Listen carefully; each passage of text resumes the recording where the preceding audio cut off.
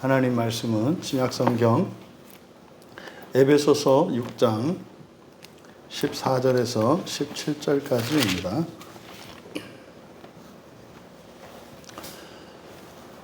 우리 같이 에베소서 6장 14절 신약성경 316쪽입니다. 우리 같이 한 목소리로 함께 읽겠습니다.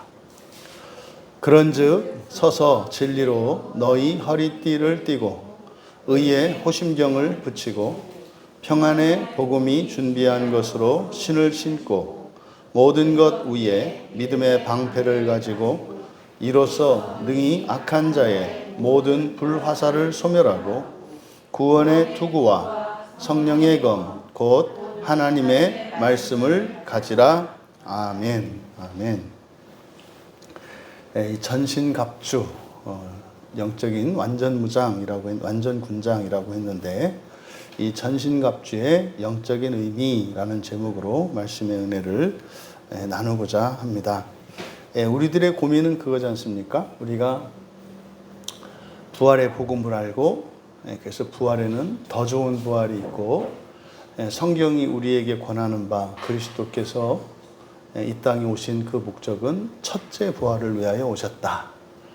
그것을 이제 흔히들 우리가 그동안 신앙생활하면서 또 많은 교회에서 구원이라고 말을 합니다. 그래서 일반적으로 구원이라고 하는 말이 다양한 의미로 쓰이고 있습니다만 이 구원이라고 할 때 보통 우리들이 기독교인들이 가지고 있는 복음에 대한 진술이 있단 말이에요. 오직 예수 그리스도를 믿음으로만 구원을 얻을 수 있습니다. 오직 은혜로만 구원을 얻을 수 있습니다.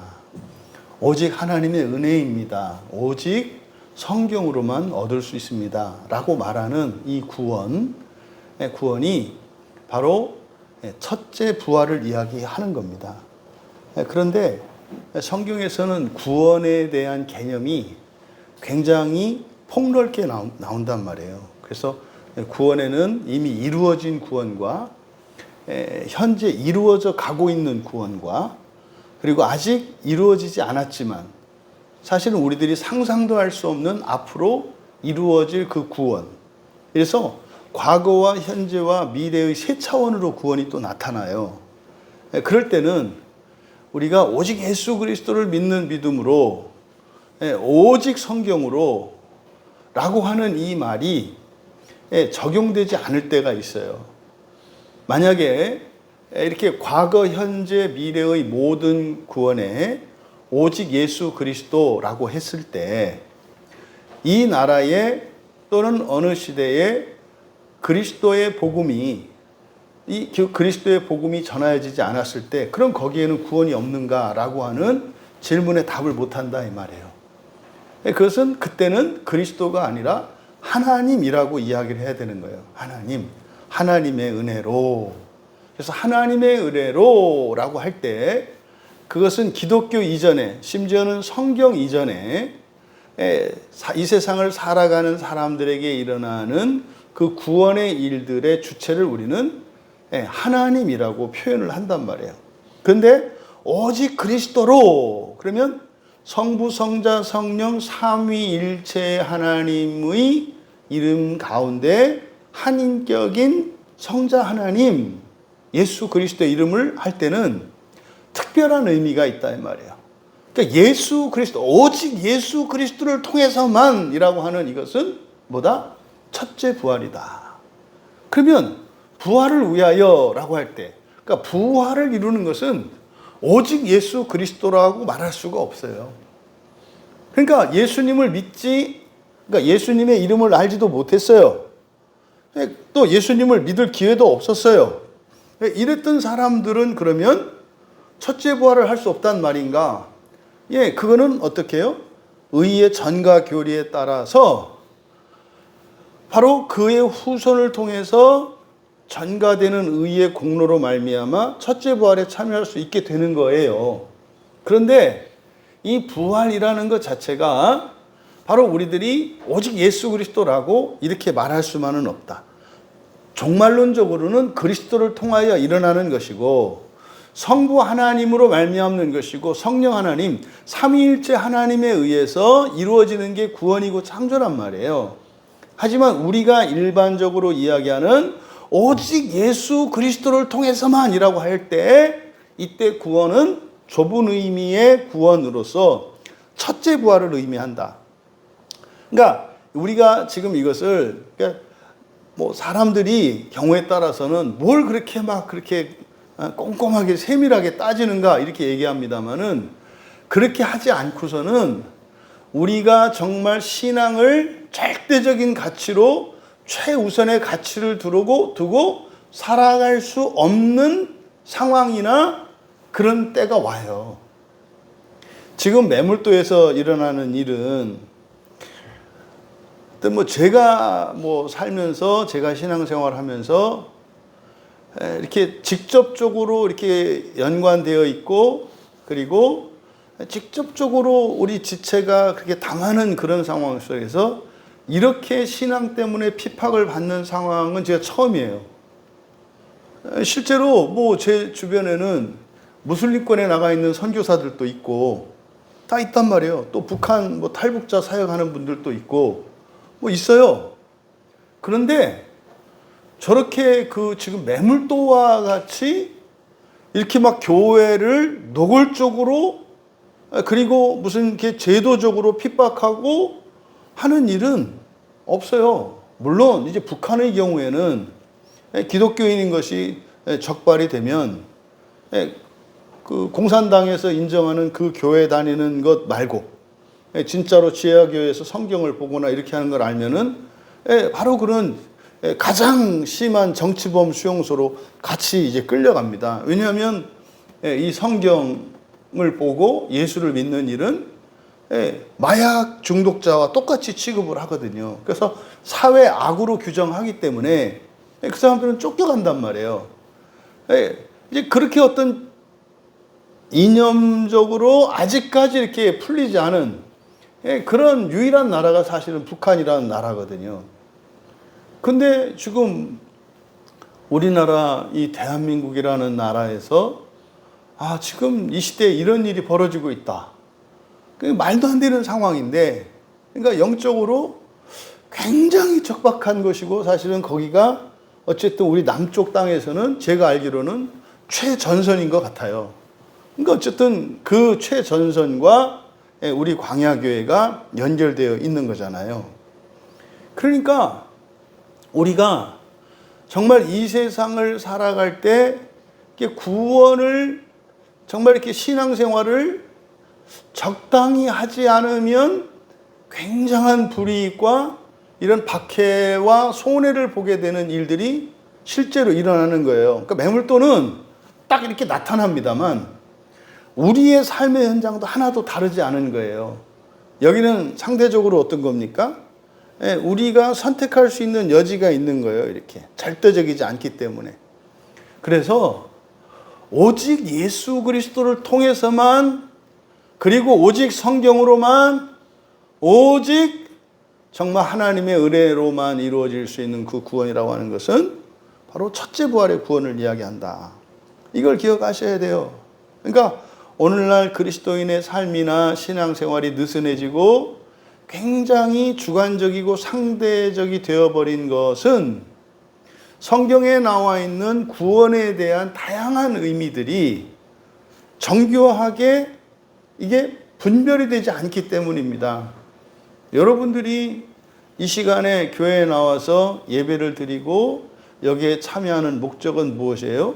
첫째 부활 때문에 그런 거예요. 첫째 부활이 아니라면 여러분 여기 나오지 않으셔도 된다니까요. 그러니까 왜 사람들이 절대적인 신앙관을 가지고 살아가고 있는가? 그 사람들은 잘못한다고 생각하지 않아요.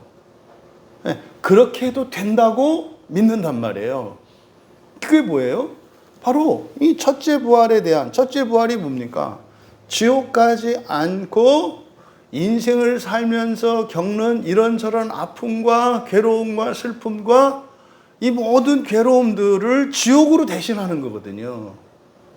그러니까 이 세상을 사는 동안에 겪는 이런 모든 고통과 고난도 복된 것이 되는 거예요. 아니 어떻게 고난이 복됩니까? 고난은 고난이지. 그거 말장난이죠. 그러니까 겪어보지 않은 사람이 겪고 있는 사람에게 집사님 그거 복된 겁니다 라고 말할 때 그 고난을 겪고 있는 사람의 입장에서는 사실은 서로 소통이 안 된다고요. 이게 자기 아픔이 아니니까 저렇게 얘기를 하지 그 얘기가 아니거든요. 이건 절대적으로 바로 지옥을 대신하는 것이기 때문에 사실 어떤 것이라도 복된 것이 되는 거예요. 또 이 세상에서 아무리 부귀영화를 누리고 큰 기쁨과 영광을 누린다 할지라도 거기에 매이지 말아야 될 이유가 있다고요. 거기에 매이면 어떤 일이 일어나는 겁니까? 천국을 줄여서 이렇게 사는 거다 이 말이에요. 그러니까 현세에서 천국을 살려고 하는 것은 미련한 일이다. 이 얘기는 지금 우리 기독교인들이 가지고 있는 가치관이 매우 잘못되어 있다는 것을 말씀드리는 거예요. 사람들은 예수를 믿고 교회를 다녀서 이 땅에서 천국을 누리려고 해요. 망하는 거라니까요. 오히려 하나님이 모든 것을 주셔도 우리는 그것으로 어떤 삶을 살려고 작정해야 돼요? 고난의 삶을 살려고 작정해야 한다니까. 이게 고난의 결단이에요. 하나님 한번 돈도 줘보시고 권력도 줘보시고 다 줘보세요.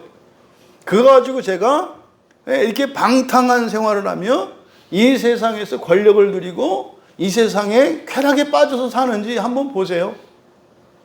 하나님이 억만금을 주셔도 그걸 가지고 세상을 섬기며 살고 나는 오히려 더 고난의 삶을 살 거예요. 이렇게 살아가는 것이 지혜로운 것이다. 근데 설명은 이렇게 합니다만 이게 우리들 각자에게 모두에게 똑같이 그렇게 적용되지 않는 거예요. 너무나 많은 사람들이 너무나 많은 나라와 민족이 기독교가 그 나라에 들어가요. 그럼 반드시 그 나라와 민족과 가정과 사람이 더 부유하게 되고 더 영광스럽게 됩니다. 근데 문제는 말이죠. 고난의 결단의 삶으로 나가지 못해요. 이게 뭐냐면 자기 십자가를 지는 삶이거든요. 예수를 믿고 나중에는 내 십자가를 내가 들어 메고 살아가는 삶으로 나가야 해요. 근데 이 조심할 것은 무작정 막 집어들려고 하면 안 된단 말이에요. 그건 언제예요? 넘칠 때예요. 그것이 나에게 이렇게 희생이 되거나 막 피를 짜서 하는 이게 아니에요. 이런 부작용이 또 생긴단 말이에요. 그래서 막 훈련을 시켜가지고 그냥 천편일률적으로 모든 사람들을 십자가를 지고 살아라. 아 여러분 5살, 6살 먹은 애한테 십자가를 지어주고 가라면 어떡합니까? 그렇게 하려면 어떻게 해야 돼요? 먼저 장정이 돼야 돼요. 영적인 장정이 돼야 돼요. 그랬을 때 십자가를 지는 것은 이렇게 지워지는 것이 아니라 뭐예요? 스스로의 선택에 의해서 영광스럽게 져야 된다 이 말이에요. 우리나라는 국방의 의무가 있는 나라잖아요. 끌려가는 청년들이 있고요. 자발적으로 가는 청년들이 있어요. 무슨 말이냐면 영장을 받아서 이렇게 똑같이 훈련소를 거쳐서 갑니다만 영장 나와서 끌려가는 게 아니라 어떤 청년들은 나도 대한민국 국민이니까 국방의 의무가 있고 이거는 영광스러운 거지. 내가 이렇게 함으로써 우리 사회와 우리 가족 또 정말 우리 마을이 평화롭게 있는 거지. 이 일을 위해서 나가는 건 영광이야. 이렇게 나가는 청년들이 있어요. 어떤 청년들은요. 왜 남자만 군대 가야 되고 여자는 왜 안 가고 이런 거. 끌려가는 거죠. 그러니까 똑같이 병역 의무를 마치는데 어떤 사람들은 영광스럽게 병역 의무를 마치는 사람이 있고 어떤 사람은 노예와 같이 평생 그냥 그것 때문에 불평불만을 하면서 살아가는 사람이 된다 이 말이에요. 우리의 십자가가 그런 거예요. 고난을 짊어지는 그것이 영광스러운 것이어야 합니다. 그러니까 또 이걸 또 잘못 들으면은 또 이거 불평도 못하게 하네. 이렇게 간다. 그 얘기 하는 게 아니에요. 조금이라도 십자가를 지는 일이 부담스럽거든. 지지 마라. 괜찮다. 그런데 너무나 오랫동안 그렇게 살고 있다면 심각하게 고민을 해봐라. 심각하게 고민을 해봐라. 네. 일정 기간 정도는 필요하겠습니다만은 너무나 오랜 기간 그 어떤 사명감과 공적인 삶에 대한 어떤 열망과 그런 기쁨과 보람이 안 느껴져. 그러면 진지하게 자신의 정체성에 대해서 생각해 봐야 돼요. 그런 경우는 거의 세상에 붙어 있는 경우거든요. 그러면 그것이 종말론적인 의미를 아시잖아요. 하나님은 어떻게 해서든지 뜯어낸다고요. 예? 세상에 막 달라붙어 있어. 안 떨어지려고 스스로 막 온몸에 아주 그 강력 접착제를 온몸에 그냥 푹 들어갔다가 나와가지고 세상에 딱 달라붙어 있어. 이게 세상을 살아가는 거거든요. 뭐 하나님 내버려 두시나요? 아니에요. 반드시 뜯어내신다니까요.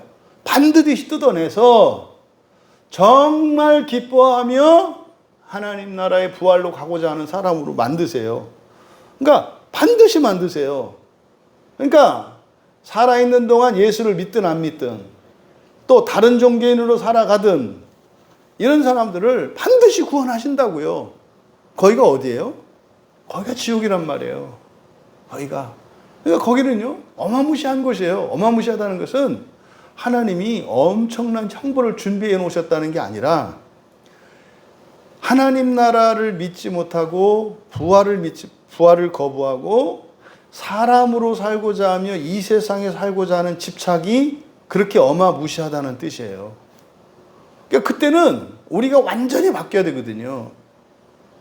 근데 지금 살아서는요, 완전히가 아니에요. 각자의 분량만큼이에요. 각자가 속해 있는 시대, 환경, 자신의 존재론적인 수준, 그 안에서의 분량이에요. 그럼 나머지는요, 주님이 채우신다고요. 우리가 고난을 짊어지는 것은 우리가 고난을 짊어짐으로써 이루는 것이 아니라 그리스도의 고난 안에서 우리가 고난을 짊어지는 거죠. 사실은 이미 그리스도께서 다 이루어 놓으신 거란 말이에요. 그러니까 그리스도께서 이루어 놓으신 그것을 은혜로 받고자 하는 사람들, 의사표시가 십자가를 지는 삶이다. 바로 이것이 정리가 돼야 사실 신약 성경을 읽을 수가 있고 이해가 되는 거예요. 이게 정리가 안 되면요, 무슨 말인지 알아듣지를 못해요. 읽겠습니다만은 성경을 읽을 수는 있겠죠. 근데요, 바른 해석을 할 수가 없어요. 그러니까 여러분들이 이 첫째 부활의 복음이라고 하는, 그래서 보통 교회들에서 얘기하는 오직 예수 그리스도를 통해서, 그러니까 예수 그리스도 외에는 구원을 위하여 주신 것이 없다 할 때 그 구원이라는 것은 뭘 의미하는 거다? 첫째 부활을 의미하는 거다. 이것은요, 첫째 부활을 위해서는 치열함이 있어야 돼요. 최선을 다함이 있어야 돼요. 이 최선이라고 하는 것은 다른 사람보다 더 많이 아니에요. 나의 최선입니다. 나의 최선은 상황적이고 상대적이에요. 그러니까요, 상황에 따라 우리의 최선도 달라진다 이 말이에요. 여러분이 몸이 건강할 때와 몸이 불편할 때 최선이 다르잖아요. 여러분이 배고플 때와 배고파서 기력이 없을 때와 여러분이 힘이 있을 때 최선이 다르잖아요. 그러니까 언제는 10걸음을 갈 수 있습니다만은 언제는 한 걸음도 못 갈 때가 있다 이 말이에요. 근데 무조건 10걸음이 아니라 이 말이에요. 그래서요, 그리스도 안에서 성령을 의지하며 첫째 부활을 목표로 살아가는 삶은 자유롭다고요. 자유롭다고요. 근데 이 자유로움이 방종이 아니에요. 그러니까 이거를 우리가 사실은 인격적으로 분별할 수가 있어야 되거든요. 아, 지금은 내가 조금 더 걸어도 되는 때다. 아, 지금은 내가 조금 줄여야 할 때다. 완급을 줄여야 한다고요. 또 관계적으로도 마찬가지예요. 아, 이 사람에게는 여기까지 이 정도로 말해도 되는 사람이 있고요. 어떤 사람에게는 그렇게 얘기하면 안 되는 사람이 있어요. 그러니까 쉽지 않다니까요. 그러니까 사람과 사람의 만남에 대해서 그 사람을 아는 지식이 있어야 되고, 그 보통입니까? 그 사람을 아는 지식이? 그 사람이 뭘 오해하는지, 무엇을 모르고 있는지, 그 사람의 죄와 허물이 무엇인지, 그 사람이 좋아하는 게 뭐고 사랑하는 게 무엇인지, 사랑해요는 이걸 아는 게 보통 일이 아니잖아요. 이렇게 알아가야 한다니까요. 지금 우리가 살펴보려고 하는 이 전신갑주라고 하는 이것이 뭐 다 많이 들어봤던 이야기잖아요. 여기서 이 전신갑주의 끝이, 이 전신갑주를 우리가 이게 완전군장 군인들이 하는 거라고 그랬는데, 이렇게 하는 게 무엇을 위한 거다? 바로 첫째 부활을 위한 것인데, 왜 이렇게 전신갑주를 입고 이렇게 갖추고서 나아가야 되는가? 이 첫째 부활이라고 하는 것은 개인적인 게 아니에요. 이건 공동체적인 거라고요. 그래서 이거는 마치 세계 2차 대전이 일어났을 때 뭐 이쪽 자유주의 진영과 이제 뭡니까? 독일에 붙은 연합군과 우리 이쪽 또 하나의 그 두 세력이 맞서 싸웠잖아요. 그 전체 전쟁이 이 영적인 싸움이란 말이에요. 그러니까 첫째 부활은 개인적인 것입니다만 이게 개인적인 게 아니에요. 전투가 아니라 이건 전쟁에 참여하는 거거든요. 그래서 우리가 이 첫째 부활을 위해서 나아갈 때 하나님의 은혜로 값없이 거저 주어지는 것 같지만 우리의 최선을 다해야 하고 상황에 따라 조건에 따라 그 조정을 하면서 나가야 된다. 그런데 나하기에 달려있는 게 아니라 여기에 방해가 있어요. 그게 누구예요? 마귀라고요. 마귀의 방해가 있다고요. 그래서 시험에 들지 말아야 하고요. 정말 악에는 빠지지 말아야 되고 말이에요. 시험에 안 들 수는 없거든요, 사실은. 우리가 선하다고 보이지만 그게 뭐 그거에 대한 정확한 지식과 이런 관계들을 알지 못하면 선해야 할 그것이 악한 것으로 바뀌기도 하거든요. 중요한 것은 악에 빠지지 않는 거잖아요. 그러기 위해서 우리가 무엇을 갖춰야 한다? 전신갑주. 이 완전군장을 갖춰야 한다. 그래서 이거는요, 첫째 부활을 여러분들이 원하신다면 무슨 말입니까? 지옥 가지 않고 여러분이 그냥 사는 동안 겪은 이러저러한 어려움으로 지옥을 끝내고자 한다면 이런 뜻이에요. 그러면 이거는요, 절대적인 거라고요. 그러니까 여기에서 어느 하나도 빠져서는 안 되는 겁니다. 그러니까 이거는 예수를 믿는 사람들에게 주어진 기회예요. 그러니까 이게 반드시 절대적으로 이 마음이 들도록 지금 이게 말을 제가 이렇게 길게 하는 거예요. 그냥 듣고 지나갈 얘기가 아니라, 설교는 이렇게 해서 하고 끝나겠지만 이것이 평생에 여러분들이 갖추어야 하는 것이며 이것을 가지고 살아가야 한다 이 말이에요. 지금 여기서 소개되고 있는 이 전신갑주의 구성 요소들 6가지로 나타나고 있어요. 그럼 첫 번째가, 그러니까 이게 구원의 진리에 관해서 나타나는 이런 목록 등과 이런 것이 쭉 열거될 때는 숫자에 여러분들이 예민하셔야 돼요. 숫자, 성경에서 숫자의 의미를 우리에게 최초로 부여하는 게 창조거든요, 창조. 창조에서의 678이죠. 678. 678이라고 하는 이 숫자를 여러분들이 늘 염두에 두셔요. 그래서 서신서에서도 어떠한 것들을 이렇게 이야기할 때 이분들의 사고 속에는 이 수의 개념들이 늘 의미가 있어요. 그렇게 그를 여러분들도 염두에 두셔야 된다. 이런 헬라적, 히브리적 이런 사고를 여러분들이 가지고 성경을 보셔야 된다. 그러면 이때 쭉 보니까 이게 전신갑주를 얘기하는데 6개래. 그러면 여러분들이 질문을 던져야 되는 거예요. 왜 6개지? 이렇게. 그럼 보세요. 하나님이 창조할 때 창조가 완성된 게 며칠이에요? 6일이잖아요. 그러니까 이거면 어떻게 된 거예요? 이게 첫 창조인 거예요, 말하자면. 첫 창조가 완성되는 거예요. 그러니까 이걸로 끝나는 게 아닌 거죠. 왜냐하면 우리는 8을 지향하거든요. 그럼 6과 8 사이에는 7이 있잖아요. 그러니까 그 뒤에 보세요. 17절 다음에 18절 딱 나오는 게 뭐예요? 모든 기도와 간구를 하되. 기도와 간구가 뭡니까? 하나님과 함께 있는 거잖아요. 그게 창세기 2장에서는 새 창조, 에덴 동산에서 하나님과 함께 하고 있는 거라고요. 그러니까 이 세상에서 우리가 갖추어야 할 것, 이거면 충분해. 첫 창조야. 그런데 새 창조로 나아가는 새로운 준비가 있어. 그게 뭐예요? 기도와 간구라는 거죠.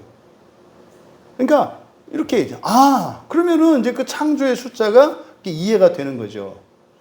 이제 오늘은 이 6일의 완성, 6일에 완성된 첫 창조, 이것을 이제 우리의 첫째 부활이라고 하는 구원의 완성과 관련해서 창세기 1장에서는 첫째 날, 둘째 날, 셋째 날에서 쭉 이렇게 열거하고 있습니다만은 이제 6가지로 소개되고 있는 거예요. 그럼 첫째가 뭡니까? 14절에 여기서 중요한 것은 전부 나머지는 무엇 하면서예요. 이제 6가지에 대해서 이야기를 할 거예요. 근데 무엇보다 중요한 것은 서서라는 말이에요. 서서라고 하는 말은 서라 이거거든요. 서 있어라 이 말이에요. 서 있어라. 서는 게 중요하다고요. 그러니까 서 있는 이것. 그러니까 이때 서라. 그런즉 서서. 그러니까 13절에 그러므로 이랬지 않습니까? 우리들의 싸움은 누구와의 싸움이라고요? 영적인 존재들인 천사들과의 싸움이라고요. 그러니까 우리는 이 세상에서 여러분의 어떤 어려움과 문제들이 없어. 그렇다고 끝난 게 아니라 이 말이에요. 그래서 항상 뭐 해라? 서 있어라 이 말이에요. 서 있으라는 얘기는 뭡니까? 이런 히브리 사회에서 쉬는 것은 앉아서 눕는 거예요. 앉아서 눕는 거예요. 서 있는 것은요, 일하는 겁니다. 서 있는 겁니다. 그러니까요, 앉지 마라 이 말이에요. 앉아 있으면 안 된다. 그러니까 쉬는 게 아니다. 그러니까 너희들 말이다. 너희들이 싸워야 되는 싸움은 천사들이야. 영적인 존재들과 싸워야 돼. 사람들과의 싸움이면 싸움이 계속되지 않잖아요, 사람은. 어차피 우리의 사람은 힘이 한계가 있기 때문에 전쟁도 계속하지 않아요. 돌격 앞으로 했다가 또 후퇴 그래서 쉬었다가 힘을 비축해서 또 가요. 근데요, 영적인 싸움은 그러지 않아요. 영적인 싸움은요, 계속 일어나는 거예요. 그냥 마치 서로 어깨를 대고 계속 밀고 있는 것과 같습니다. 거기서 힘을 빼면 어떻게 돼요? 밀리는 거고요. 내가 상대보다 더 힘이 강하면 미는 거예요. 그러니까 이거는 중단이 없는 싸움이에요. 그러니까 이거는 말입니다. 사람으로 살고 사람의 문제고 세상의 문제라고 생각하면 싸울 때가 있고 쉴 때가 있다고 생각한다 이 말이에요. 근데 너희들 인생은 쉬는 거 아니야. 뭐 있는 거야? 서 있는 거야 이 말이에요. 그래서 그러므로 서 있어라. 영적인 싸움이기 때문에 쉬면 안 돼. 그러니까 이때 서 있어라, 쉬면 안 된다라고 하는 이것은 육체적으로 쉬지 말라는 얘기가 아니죠. 육체적으로는 쉬어야 돼요. 왜? 하나님의 창조 섭리가 일주일에서도 6일은 일하고 하루는 쉬도록 하셨단 말이에요. 우리 육체는 쉬어야 돼요. 근데 그 쉬는 동안도 영적으로는 우리가 앉으면 안 된다고요. 늘 깨어 있어야 한다고요. 그래서 쉬지 말라고 기도하는 것이 바로 이 영적인 싸움은 멈추지 않기 때문이에요. 그러니까 쉬더라도 우리는 어떻게 하면서 쉬는 거예요? 영적인 싸움을 하면서 쉬는 거예요. 그러니까 그것을 마치 전쟁터에서 병사들이 휴식을 할 때 절대 긴장을 늦추지 않습니다. 총을 몸에서 떼지 않습니다. 항상 총알을 장전합니다. 왜요? 언제 기습해 올지 모르거든요. 그래도 쉰단 말이에요. 잠도 자고요. 보초 세워놓고 자잖아요. 그리고 잠깐 앉아서 기대고 말이죠. 밥도 먹고 다 한다고요. 그런데요, 마음가짐이 어떻습니까? 이 전쟁이 끝날 때까지는 결단코 긴장을 풀지 않아요. 그러니까 여기서 서라라고 하는 것은 육체적으로 서라 이런 의미가 아니라 영적인 의미잖아요. 그러니까요, 늘 예민하게 영적인 변화에 대해서 감지해야 돼요. 아니, 적군이 공격해 오는지 알아야 되지 않아요? 그러니까 쉬다가도 알아채야 돼요. 일하다가도 알아채야 돼요. 여러분이 회사에서 일하다가 갑자기 어떤 생각이 들고 어떤 상황이 딱 일어나요. 알아채야 돼요. 아, 이것들이 공격하는구나. 아, 조짐이 오는구나. 정찰병이 왔거나. 이거를 알아차려야 된다 이 말이에요. 여러분들이 하루 생활을 하시다가 순간적으로 어떤 과거의 사건이나 어떤 생각이 딱 떠올라가지고 하루 종일 그 생각에 잡혀서 살아본 기억도 있지 않으신가요? 그건 일어나잖아요. 자다가도 여러분들이 악몽을 꾸고 막 이래서 밤잠을 설치고 일어났는데 잠들려고 하는데 이게 마음이 싱숭생숭해서 잠이 안 와가지고 밖에 나와서 책 보고 이래도 집중도 안 되고 물 마시고 차 마시고 왔다 갔다 하고 하던 거 있지 않나요? 그러니까 서 있는 사람은 어떨까요? 그것의 영적인 의미를 알아요. 그러면 대처할 수가 있어요. 근데 서 있지 않은 사람은요? 뭐 불면증이 어떠니 뭐가 어떠니 이래서 그냥 헤매버리는 거죠. 그래서 여기서 제일 중요한 것은 여기서 명령하시는 것은 서라예요. 서 있어라. 서 있어라. 여러분들이 인생을 사는 동안 첫째 부활에 임하기 전까지는 서 있는 여러분들 되시기 바라요. 이게 바울 사도의 말씀이에요. 서 있어라. 서 있어라. 그래서 또 이게 잘못 부작용이 뭐였어요? 그러니까 막 그냥 죽도록 일만 하고 그 얘기하는 게 아니다. 영적인 의미를 얘기하는 거다. 영적인 의미. 그러니까 뭡니까? 늘 긴장해라. 이 긴장은 스트레스가 되는 긴장이 아니에요. 불안하거나 그런 거 아닙니다. 이 긴장은 좋은 긴장이에요. 왜? 여러분의 인생에 일어날 어떤 불행의 요소들이나 이런 것들을 미리 감지하는 거기 때문에 예방하는 거거든요. 그러니까 이거는요, 좋은 스트레스예요. 이 스트레스는 하면 할수록 좋아지는 스트레스예요. 이렇게 병나는 그런 스트레스가 아니다. 그래서 서 있어라. 그런데 그냥 서 있기만 되는 게 아니다. 뭐예요? 이렇게 막 정신 차리고 있어요. 영적으로만 민감해. 근데 아무 대책도 없어. 그럼 두 배로 힘들 수 있어요. 그 막 오는지 알겠어. 이게 시험이 오는지 알겠어. 대책이 없어. 그게 여러분 가위 눌렸을 때요. 그러니까 뭐 예를 들자면 그런 것 같아요. 제가 중학교 3학년 때인가 그 가위 눌림에 한번 걸렸는데 막 그 공포를 막 잊을 수가 없어요. 막 이렇게 귀신이 왔더라고 이렇게 막 이렇게 귀신인지 도둑인지 뭐가 왔어. 근데 위에서 제 머리맡에 창문이 있었는데 창문에서 누가 이렇게 막 내려보더라고. 틀림없어. 저희 집이 긴 마루였거든요.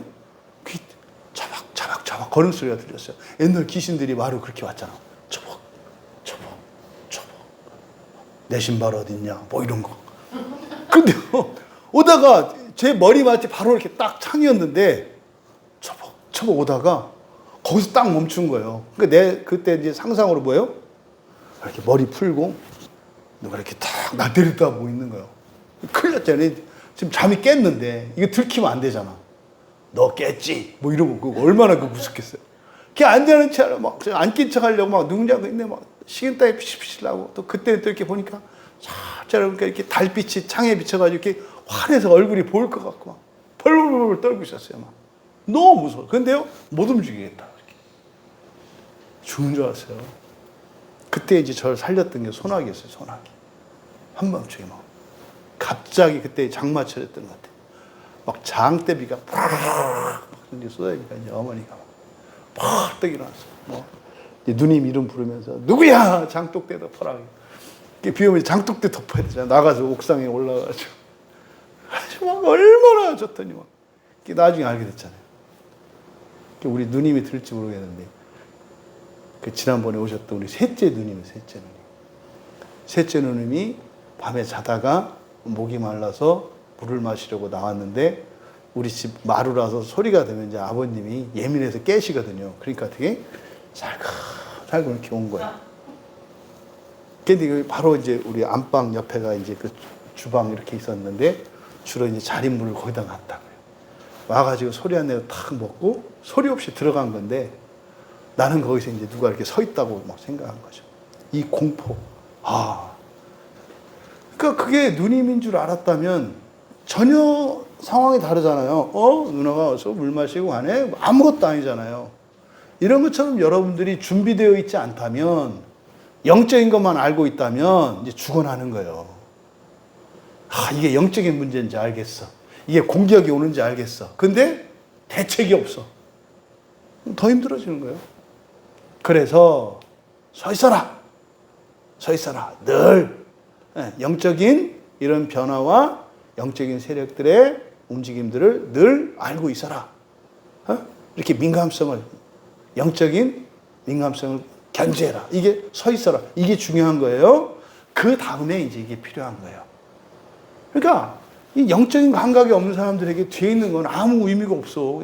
쿨쿨 자고 있는데 그거 있으면 뭐 할 거예요? 아무 의미도 없지. 그냥 이렇게 떠서 데려가는데.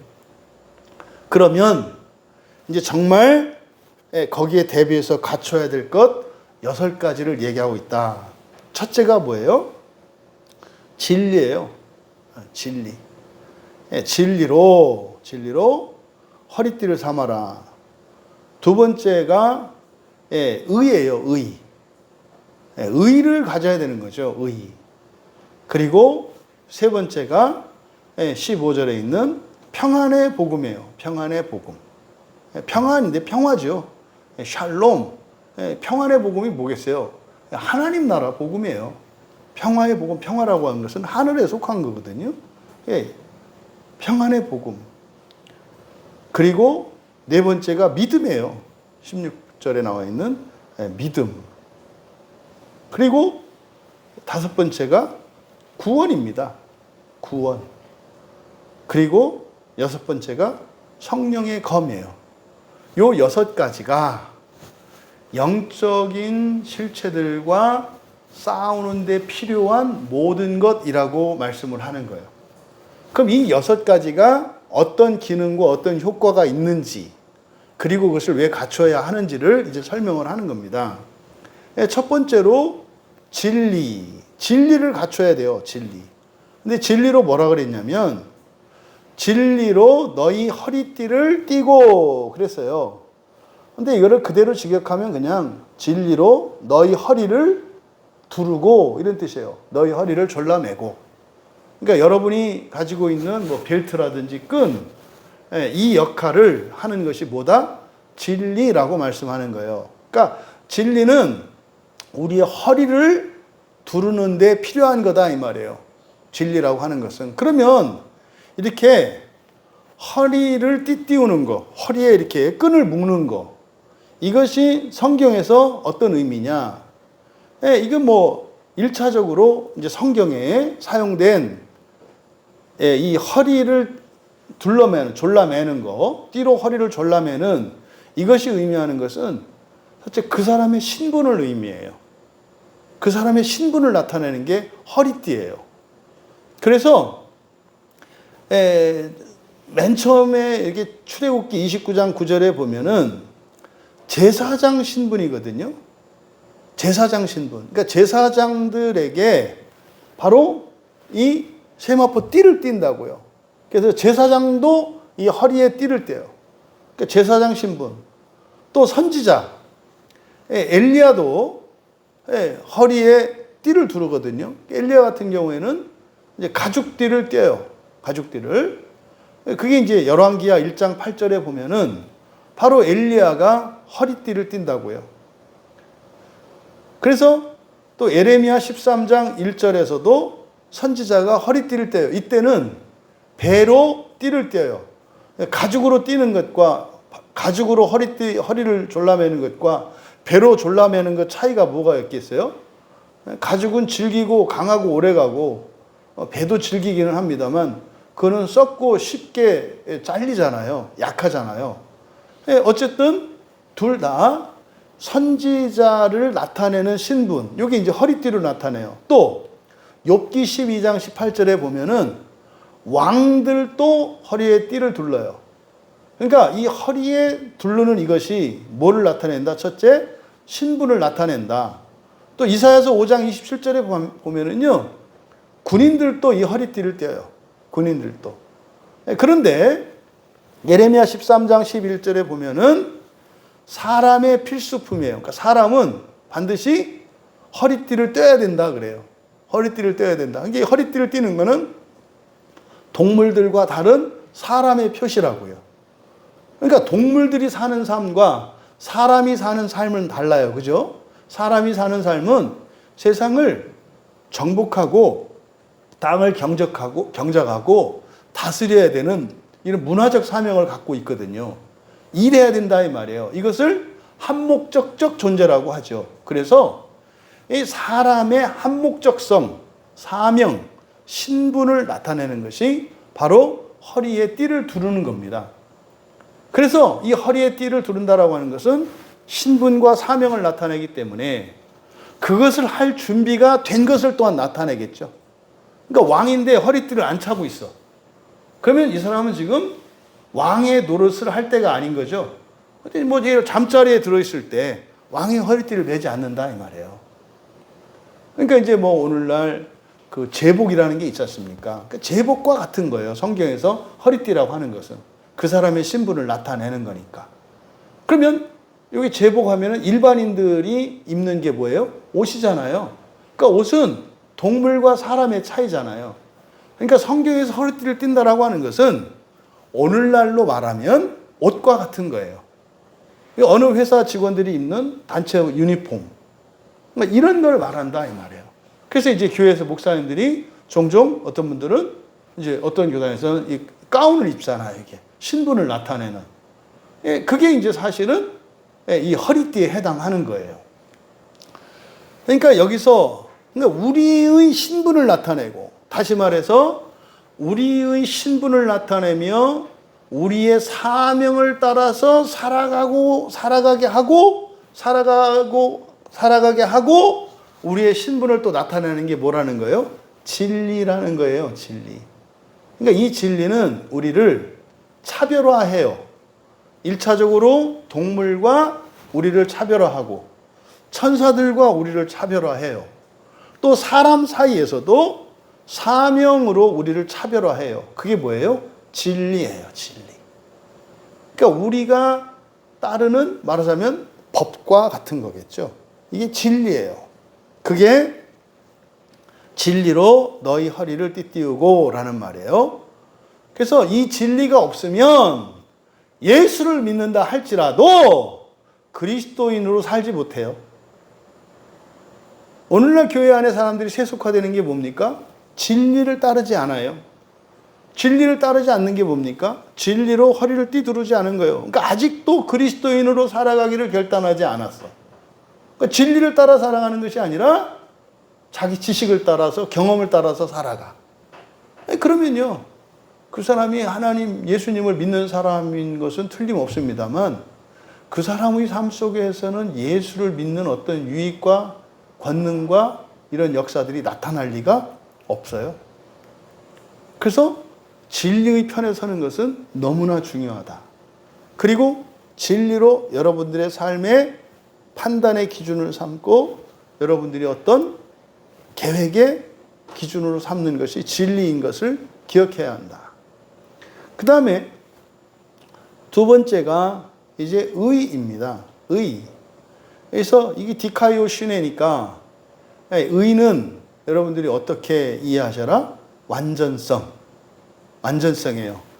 완벽한 완전성을 말해요. 근데 이 의에는 성경에서 우리에게 이야기하는 의는 두 종류의 의가 나오는데 율법의 의, 믿음의 의 이렇게 돼 있어요. 그러니까 율법의 의, 믿음의 의라고 하는 것은 의를 이루는 수단을 나타내요. 율법의 의라고 했을 때는 율법을 수단으로 해서 얻는 의, 이걸 율법의 의라고 해요. 근데 믿음의 의 하면은 믿음으로 이루게 되는 그런 의, 두 종류의 의에 대해서 말해요. 그러면 율법의 의, 다시 말해서 율법을 지켜서 될 수 있는 완전함, 이게 뭘까요? 사람의 의예요. 그러니까요, 도덕을 지키고 도덕률을, 이런 윤리 기준들을 지키고 법과 관습을 다 지켜. 그러면 어떻게 돼요? 사람으로서 완전한 사람이 돼요. 그래서 율법의 의는 아무것도 아닌 게 아니에요. 율법의 의는 완전한 사람이 되는 거예요. 이거를 이제 우리들의 그 유교적 언어로는 성인 군자가 되는 거예요. 성인 군자가 되는 것을 구약의 용어로는 율법의 의라고 해요. 그러면 불교의 용어로는 보살이 되는 거예요. 불교의 용어로는. 보살이라고 하는 것은요, 사람이 완전한 존재가 돼서 다른 사람에게 덕을 베풀며 살아갈 수 있는 사람들을 보살이라고 그래요. 그러니까 지금 그 절에는, 그러니까 우리 교회에서 이야기하는 소금과 빛으로 살아가는 그리스도인, 경건한 그리스도인, 그것을 불교 용어로는 보살이라고 해요. 비슷한 사상이 있어요. 불교와 기독교에. 우리는 오실 메시아 대망 사상 있잖아요. 거기는 미륵불 대망 사상이 있어요. 미륵이 기독교에서 말하는 그리스도예요. 오실 메시아. 미륵이 오면 이 세상을 다 완전하게 한다. 지금 우리나라에 그 사상을 따르는 사람들이 굉장히 많아요. 불교 사상에서 나와가지고 원불교라든지 또 이런저런 어떤 뭐 오만 이상한 특히 계룡산에 있는 이런 분들 다 미륵이 나타나기를 기다리거든요. 근데 그 미륵이 성경의 그리스도에 대한 이 동양적 사상이에요. 그러니까요, 이런 게 다 있다니까요. 근데도 그게 뭐 아무것도 아니다? 그렇지 않아요. 그렇지 않다고. 어쨌든지 간에 이 의라고 하는 것은 이렇게 의를 얻을 수 있는 수단에 있어서 율법의 의, 믿음의 의라고 하고, 율법을 수단으로 해서 완성시키는 것은 사람으로서의 완성, 그래서 사람의 의, 그리고 믿음으로 완성시킬 수 있는 의, 이것은 하나님의 의. 그래서 율법의 의라는 말은 성경에 있는 말이에요. 근데 사람의 의라는 말은 성경에 이렇게 써 있지는 않아요. 근데 믿음의 의가 하나님의 의이기 때문에, 그래서 율법의 의는 사람의 의라고 유추할 수가 있는 거예요. 그래서요, 기독교인이 아니고 예수님을 믿지 않는 사람도 훌륭한 사람이 있잖아요. 이게 사람의 의라니까요. 근데요, 아무리 그런 사람이라 하더라도 하나님의 의를 가지지 못해요. 다시 말해서 신이 될 수는 없다 이 말이에요. 신이 되는데 필요한 신의 의, 하나님의 의라고 번역되어 있는 우리말 성경에 하나님의 의라고 번역된 게 관사 없이 신의 의거든요. 그럼 신의 의에 이룰 수 있는 것은 믿음으로는 뭡니까? 주님이 주시겠다는 약속을 믿는 믿음이에요. 그건 하나님의 은혜로 주어지는 믿음이거든요. 그래서 두 종류가 있다. 그럼 여기서 이 의는 뭐겠어요? 사람의 의겠어요? 아니면 신의 의, 하나님의 의겠어요? 하나님의 의죠. 그러니까 사람의 의로 하면 안 돼. 이때 의는 하나님의 의, 하나님의 의를 말하는 거예요. 하나님의 의. 그래서 하나님의 의의 호심경이라고 번역되어 있는데, 이거는 괜히 하여튼 그 번역을 괜히 쑥스러우니까 괜히 쓸데없이 바꿔놔서 그래요. 먼저 개혁 그 한글판에서는 흉배라고 되어 있거든요. 호심경, 그럼 뭐예요? 말 그대로 호심경이니까요. 심이 심장이거든요. 여기다 이렇게 붙이는 게 호심경이에요. 근데 여기에 사용된 이 도락스라는 말은 그냥 그 갑옷을 입으면, 갑옷이 보통 어떻게 되어 있습니까? 이렇게 해서 딱 처음에 여기를 다 채우잖아요. 상반신을. 허리 위로 이렇게 해서 딱 갑옷이 양쪽으로 이렇게 묶어가지고 이렇게 딱 채우잖아요. 이게 도락스거든요. 그러니까 이게 상반신을 채우는 갑옷이에요. 그러니까 그냥 흉배라고 하는 게 맞죠. 그러니까 의의 흉배를 착용하고, 그러면요, 흉배는 요 상반신 여기를 지키는 거잖아요. 여러분 보세요. 요 안에 뭐 있어요? 장기가 있잖아요. 내부 장기가. 그러니까 요 장기들은 뭡니까? 우리의 몸이 생명을 유지할 수 있도록 하는 기관들이 내부 장기들이잖아요. 그래서 이 장기가 상하면 장기에 따라서는 뭐 즉사하기도 하고, 또 장기에 따라서는 뭐 소화를 시킬 수 없기도 하고, 독성을 제기할 수 없게 되기도 하고, 그렇잖아요. 그래서 뭐 오장육부 할 때 바로 그 5장에 해당하는 것이 이 상반신 안에 다 들어가 있단 말이에요. 그러니까 의로 우리의 상반신을 지키래요. 그 무슨 말이겠어요? 그냥 사람으로서 이렇게 오장육부를 지키려고 하지 마라 이 말이에요. 이렇게 강한 심장, 뭐 혈압, 뭐 고혈압, 당뇨, 위장병, 간경화, 뭐 쓸개, 뭐 대장 이게 아니라 무엇으로? 신의 의, 다시 말해서 부활체의 몸을 가지기 위한 목표를 가지라는 거예요.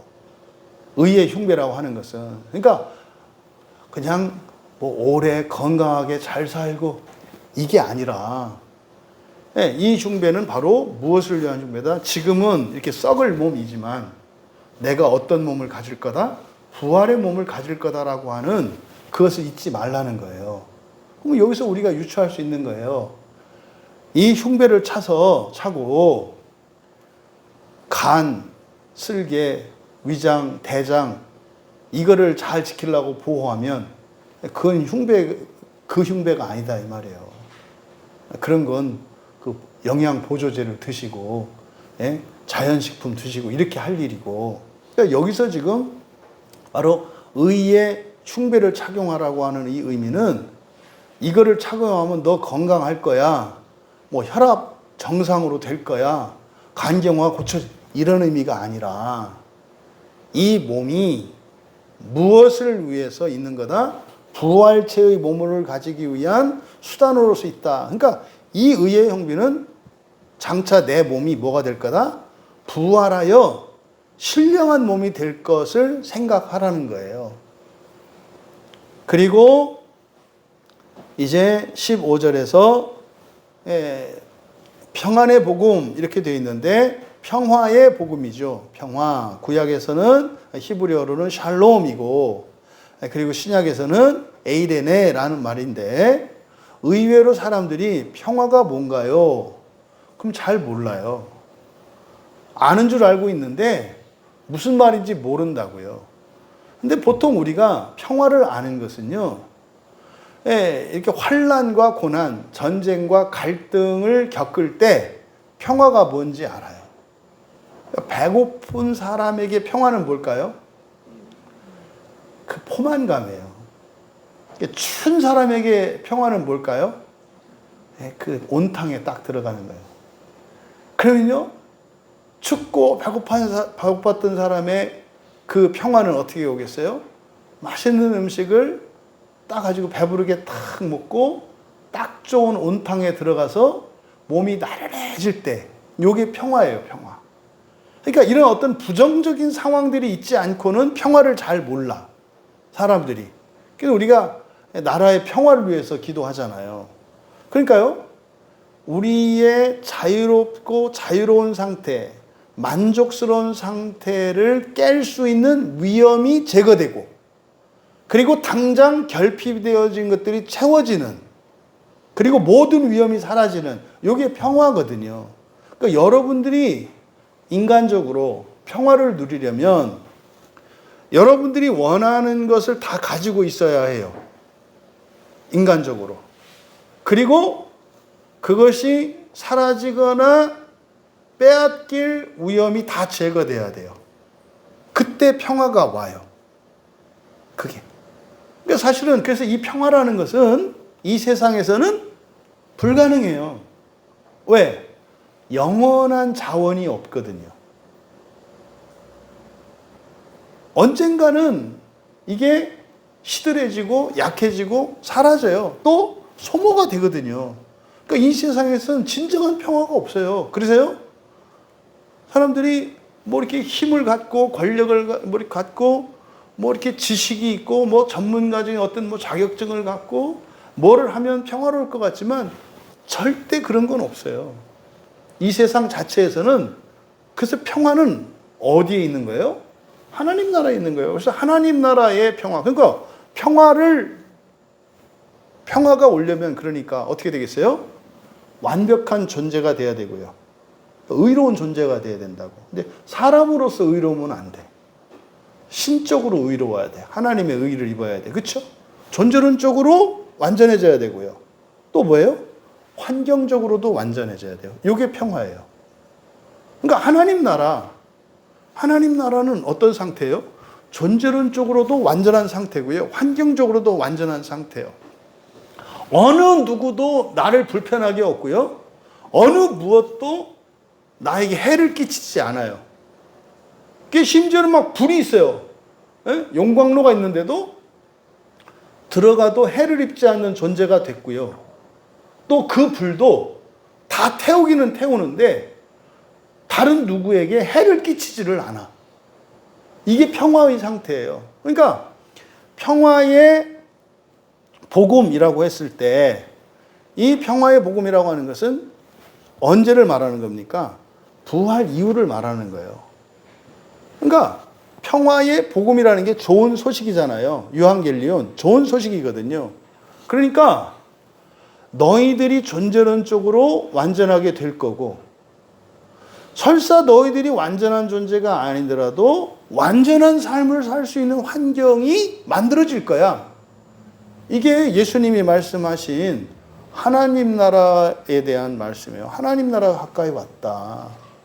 거기는 가난하다 그래서 배고프거나 신분이 낮다 그래서 차별받지 않는, 고아라 그래서 외롭고 쓸쓸하지 않은, 그게 하나님의 나라란 말이에요. 그러니까 하나님의 나라에 대해서 말씀하시고 제자들을 삼으셔서 진리를 가르쳐 주시잖아요. 그리고 성령을 주시잖아요. 그러니까 뭐겠어요? 하나님의 나라는 하나님이 준비하시는 거예요. 그러면은 이 완전한 평화는 완전한 존재가 되는 것과 완전한 환경을 갖추는 거라고 그랬잖아요. 완전한 환경을 갖추는 것은 하나님이 하시는 일이에요. 그러면 완전한 존재가 되는 그 일에는 우리가 참여해야 되는 거예요. 그걸 성화라고 한다고요. 그래서 이 평화의 복음이라고 하는 이 평화의 복음 안에는 우리들이 그 완전한 존재가 되기 위하여 나아가야 할 구체적인 길에 대한 제시가 있고 절대적인 안전 보장이 있어요. 그게 뭐예요? 성령이 우리 안에 계신 거잖아요. 그러니까 우리가 흔히 말하는 복음이라는 것을 여기서는 평화의 복음이라고 했는데, 이 평화라고 하는 말의 의미가 보다 존재론적으로도 완전해지고 환경도 완전한 환경이 갖추어지는 것, 이게 평화라고요. 그러니까 여러분이 이 세상을 살아갈 때 하나님께서 여러분의 기도를 응답하실 때가 평화로울 때예요. 무슨 말인지 아시겠죠? 여러분이 돈 1억 원을 놓고 기도를 해요. 1억 원은 환경이잖아요. 1억 원을 가지는 그 환경이 갖춰져야 되잖아요. 근데 평화는 어디서 온다고요? 1억 원을 가지고 선용할 수 있는 사람이 돼야 평화가 와요. 내가 그 돈을 감당할 수 없는 사람이야. 그러면 근데 그 1억이 생겼으면 절대 평화가 오지 않아요. 그러니까 하나님이 우리의 기도를 들어주실 때는 언제예요? 평화로운 때예요. 이거를 하나님의 때라고 말을 하는데, 그냥 그 하나님의 때 그러면 오해하기가 쉬워요. 하나님이 뭐 이렇게 마음 먹은 때 이렇게 생각하기가 쉬운데, 그게 아니라 언제요? 평화의 때, 평화의 때. 그러니까 우리는요, 환경을 위해서 살지 않는다니까요. 우리가 바뀌면 모든 환경이 예비되어 있어요. 그거를 지금 여기서 뭐라고 그랬습니까? 평화의 복음이 준비된 것이에요. 그러니까 그건 이미 준비되어 있다고요. 예비되어 있다. 여기서 헤토이마시아, 준비된 것, 이게 예비거든요. 이미 준비되어 있는 상태예요. 그러니까 평화의 복음이 준비된 것이거든요. 그러니까 여러분들이 원하는 환경은 뭐라고요? 이미 이루어졌다고요. 이걸 뭐라고 한다 했어요? 소망이라고 한다 했잖아요. 그럼 소망이 성취되는 건 언제예요? 평화로울 때라고. 평화로울 때는 언제예요? 내가 그 환경에 걸맞는 사람이 되었을 때. 그건 이미 되어 있다니까요. 세상 사람들은 어떻게 해요? 일단 환경을 만들기 위해서 살아간다고. 내 집을 가지려고, 집을 넓히려고, 직장 어떤 직업을 가지려고 자격증을 다 환경을 위해서 일을 한다고요. 근데 그거는요, 차별적이에요. 타고난 능력과 환경, 그리고 그 사람이 한 수고와 열심의 정도에 따라서 되기도 하고 안 되기도 해. 근데 더욱 심각한 것은 능력이 있고 더 많이 더 열심히 했다고 되는 것도 아니야. 인과론적이지 않다고. 이게 이 세상이 그래요. 그래서 이 세상은 항상 차별이 있는 거예요. 세상에서 차별을 없애려고 하는 거는 사기예요, 사기. 정치인들이 뭐 이렇게 정의롭게 하겠다, 평화롭게. 사기예요, 사기. 말은 그렇게 해놓고 사람들로 하여금 나에게 힘과 권력과 자본을 위임받는 거예요. 진짜로 지금 이 전 세계 정치인들은 거의 사기꾼들이에요. 잊으시면 안 돼요. 법은 뭐예요? 사기꾼들을 합법화 시켜주는 거예요. 교도소에 가면은 제가 이제 안양교도소에 이렇게 왔다 갔다 했었기 때문에 제가 이렇게 들어간 건 아니다. 이렇게 교정위원이라서. 그러면은 거기 오래 드나든 분들은요, 애지간한 변호사들보다 더 변론을 잘할 수 있는 법조문과 판례들을 알고 있어요. 그게 딱 들어가면 거기서 판결 다 내려줘요. 너 뭐 왜 왔어? 아, 제가 이랬고. 아이고, 자식아. 너 그러면은 저 반성문 뭐 몇 통 써. 뭐 아니면 너 저 검정고시 봐. 이렇게 하면 너 지금 이대로 가면 몇 년인데 너 이런 거 이렇게 이제 하고 그러면은 너 이렇게 좀 줄이고 감형 받을 수 있어. 거의 맞아요. 근데 그래봐야 그 사람들이 법정에 가서 변론 못 해요. 그래가지고 그 사람들이 그런다니까요. 이 사기꾼 같은 변호사 만나면은, 잘못 만나면 이렇게 하면 형 줄일 수 있는데 못 줄이고, 그럼 얘기한다고요. 너 그 X 그 사기꾼이다. 변호사 바꿔라. 너 지금 너 이용해가지고 지금 돈 뜯어먹으려고 지금 하는 거야. 변호사 가르쳐. 이렇게 얘기한다고요. 그러니까 라이센스라는 게 말이죠. 뭐 운전면허증 있는 사람이 다 잘하나요? 아니요. 운전면허증 없이 운전 더 잘하는 사람이 있어요. 뭐 장롱면허이신 여러분. 운전면허도 한 지 20년 됐는데 뭐 주차 못해 가서 못 나간다는 거 아니에요. 근데 요새 막 20대, 10대 애들 뭐 아버지 자고 있을 때 차키 가지고 사고 치는 애들 주차 기가 막히거든요. 이런 얘기를 말씀드리는 이유는 뭐냐면 그냥 생각을 갖고 살아가셔야 된다고. 세상이 옳다고 하는 것이 다 옳은 것도 아니고, 응? 그런 거 아니다. 그래서 여러분들은 이렇게 어떤 환경을 바꾸기 위해서 더 이상 살아가는 것은 어리석다는 걸 깨닫는 거예요. 거듭나면. 그리고 약속이 있다니까요. 여러분들이 그런 돈을 선하게 운용할 수 있고 그런 권력으로 여러분들이 살리고 사명을 다하고 살아갈 수 있다면 얼마든지 오케이요. 아니 당장이라도 하나님은 여러분들이 원하고 여러분들이 그 일을 잘 감당할 수 있다면 여러분들이 원하는 위치와 신분과 재산과 명예를 주실 수 있다니까요. 그러니까 그리스도인인데 될지 안 될지도, 그리고 옛날에 이렇게 살았던 그런 시행착오를 거쳤으면 그만하고 내가 그런 일을 할 수 있는 사람으로 내 본성을 바꾸어 가면 하나님이 약속해 줬는데 확실하게 이게 지금 평화의 복음에 예비된 것. 근데 이거를 뭐라 그랬어요? 신을 신으라 그랬어요. 신을 신는다는 게 뭡니까? 여행하는 거잖아요. 신을 신는다는 건 여행하는 거예요. 여행하는 게 뭡니까? 사는 거잖아요. 그러니까 살 때 어떻게 살아라? 이렇게 환경을 바꾸고 뭐를 이렇게 하려고 살지 말고 이 평화의 복음의 예비된 것. 그러니까 인생의 원리예요. 아, 내가 거룩한 사람으로 변화되어져 가면 하나님이 나를 그런 자리로 또 그런 것을 주시는 거구나. 이런 인생의 이치를 알라는 거예요. 이게 평화의 복음에 준비된 거예요. 무엇을 내가 악착같이 노력해서 하는 게 아니라 그건 이미 되어진 거라니까. 그러니까 뭐예요? 평화의 복음에 예비된 것, 그것으로 살아가라는 얘기예요. 이게 신을 신고라고 이야기한 거죠. 그리고 이제 16절에서 모든 것 위에 믿음의 방패를 가지고 이로써 능히 악한 자의 불화살을 소멸하고 이렇게 돼 있는데, 위에, 모든 것 위에 동그라미 치시고요. 의로라고 바꾸세요. 의로. 모든 것 의로.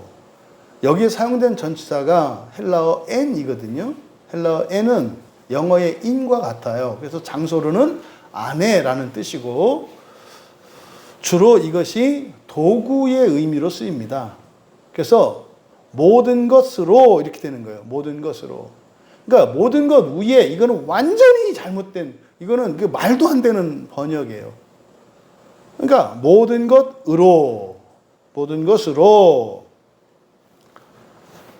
믿음의 방패를 가지고는 아나 람바노. 아나는 뭐라 했어요? 위로라 그랬죠. 아나는. 그러니까 땅에서 위로, 또 여기서 하늘로, 이게 위로잖아요. 그러니까 우리의 삶은 아나 바이노의 삶이에요. 바이노가 걸어가다는 뜻이거든요. 아나는 위로예요. 땅 속에 지하에 지옥에 있던 우리가 아나바이노 걸어 올라오는 거예요. 인생이 그런 거예요. 이렇게 걸어 올라오는 거예요. 네, 지옥에서 걸어온다는 게 뭡니까? 여러분들에게 결핍과 불완전한 것과 과거에 잘못된 거 다 있잖아요. 이게 지옥의 어떤 한 파편들이에요. 그래서 지옥으로부터 간다는 게, 우리가 지옥에 있습니다라고 하는 게 완전하지 않다는 뜻이에요. 잘못된 거 있고 악한 거 있고 여전히 여러분들이 불편하고 힘든 거, 이걸 지옥이라고 말하는 거예요. 지금은 그 모델 하우스로서의 지옥이에요. 근데 메인 이벤트는 죽음 뒤에 지옥에서 진짜 겪어요. 그러니까 여러분들이 감기 몸살에 걸려요. 그거의 억만배의 삶을 생각하셔야 된다니까. 막 그 코로나 때 가지고 너무 막 그냥 목이 아프고 열이 나고 막 몸살기가 있고 사방이 쑤시고 죽겠어. 그때 우리들은 뭘 생각해야 된다고요? 지옥을 경험해야 되는 거예요. 그럴 때 여러분들이 어떤 일이 잘못돼 가지고 막 비비 꼬였어, 막 너무 복잡해. 그럴 때 뭘 생각해야 된다고요? 지옥을 생각해야 된다고요. 지금은 회개하고 돌이키면 바꿀 수 있지. 그때는 그게 없어. 그러니까 어떤 절망스럽고 고통스러운 상황도 우리에게 소망을 줘요. 생각을 하기에 따라서 이렇게 달라지는 거예요. 이게 아나바이노, 위로 올라가는 삶이라는 걸 잊지 마셔라. 근데 여기서 그 아나, 위로라는 뜻과 취하다라는 람바노가 합쳐져서 아나 람바노예요. 그러니까 방패는 그러니까 어디에 있다고요? 아래 땅에 있는 거야. 그래서 방패를 집어 들으려고 그랬으니까, 아나바이노 그랬으니까 방패는 밑에 있다고, 땅에, 어디? 여러분 주변에. 근데 뭐가 방패일까? 보니까 믿음의 방패라고 그랬어요. 믿음이 방패래. 그럼 믿음의 방패니까 뭐겠어요? 믿습니다 아닙니까? 근데 그 앞에 단서를 다른 게 뭐예요? 모든 것으로 그랬어요. 모든 것으로. 그러니까 믿음의 방패를 삼을 수 있는 건 모든 것이에요. 먹든지 마시든지 그걸 다 여러분이 믿음으로 할 수 있어. 그러니까 이게 모든 것으로 믿으면, 그러니까 이 믿음은 정해진 게 아니다 이 말이에요. 특히 우리가 구원에 관해서 얘기할 때 그 믿음이 진짜냐 아니냐라고 할 때 그 믿음의 내용을 가지고 참 믿음이냐 거짓 믿음이냐, 잘못된 거예요. 믿음은 그런 게 아니에요. 절에 다니는 보살에게 믿음이 있을까요 없을까요? 있어요. 그리스도인들에게 믿음이 없을 수 있어요. 믿음은요, 지식도 포함이 됩니다만 그걸 말하지 않아요. 모든 것으로예요. 그래서요, 아니 그 은행나무 밑에다가 그 정한수 떠놓고 기도해서 병 고침받는 사람이 있어요. 왜요? 믿음이 강하니까. 교회에서 그렇게 경건하게 살아가는데 그런 신비 체험이 하나도 없는 사람이 있을 수 있어요. 왜요? 믿음이 없으니까. 이때 믿음은 자기 개인의 믿음을 말하는 거예요. 확신을 말하는 거예요. 근데 여기서 그 믿음이라는 것은 어떤 것이 아니다. 모든 것으로예요. 모든 것으로. 모든 것으로 믿음의 방패를 집어들어라. 아무거나 괜찮다 이 말이에요. 그러니까요. 지팡이를 가지고 홍해를 가를 수도 있고요. 지팡이 없이 손만으로도 홍해를 가를 수 있는 거예요. 중요한 건 무엇이에요? 믿음이다 이 말이에요. 그런데요. 거기에는 도구가 있다고요. 그러니까 여러분의 상황 속에서 어떤 상황이 그 믿음의 도구가 될 수 있어요. 그러니까 믿음의 방패라고 되어 있습니다만 방패라는 게 이제 뒤에 설명 나오잖아요. 막아내는 건데 공격을 막아내는 거잖아요. 근데 말하자면 그 믿음의 방패의 도구가 이 컵도 될 수 있고요. 여러분 손바닥도 될 수 있고요. 책도 될 수 있고요. 뭐 스마트폰도 될 수 있다는 거예요. 모든 것이 그러니까 도구가 필요하다. 어떤 무엇이 있다. 근데 그 무엇이든지 상관이 없다. 아무 것으로나라도 그게 뭐가 될 수 있다? 믿음의 방패가 될 수 있다는 거예요. 아니 떡 5덩어리와 물고기 2마리가 믿음의 방패가 됐잖아요.